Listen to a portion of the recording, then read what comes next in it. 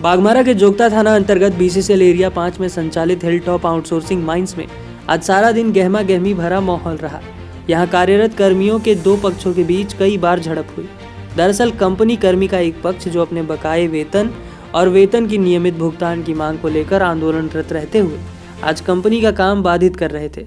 वहीं कंपनी कर्मी के दूसरे पक्ष ने बाधित कार्य को सुचारू करने का प्रयास किया, जिसको लेकर दोनों पक्षों के बीच रह रहकर झड़प भी देखने को मिली।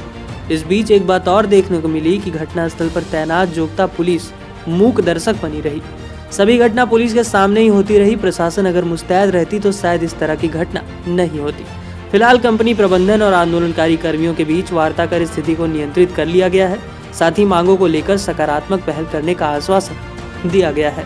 कारण यहाँ यही है कि कंपनी प्रबंधन द्वारा जो है एक वादा किया गया था कि बीते 7 दिनों का जो बंदी था उसका पेमेंट जो है दिया जाएगा, जबकि उसके अनुरूप जो है भुगतान नहीं किया गया। इसलिए सभी लोगों में आक्रोश है और बंदी का कारण यही है। कंपनी का एक भी औपचारिक रूप से भी हम लोग से बात करने नहीं आया है, जबकि कंपनी ये कह रही है कि आप हमारे परिवार की तरह है।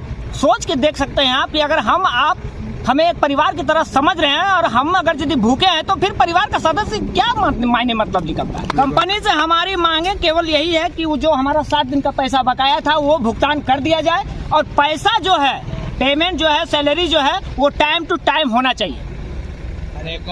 पिछले बार कंपनी ने ये कहा कि बैंक बंद रहेगा या फिर कुछ रहेगा तो वो ऐसी स्थिति में हम भुगतान नहीं कर सकेंगे, जबकि कंपनी ये हमारे साथ गेम कर रहा है। पिछले बार 16 और 17 दिसंबर को बैंक बंद था। उस दरमियान जो है ड्राइवर के खाते में पैसा दिया गया।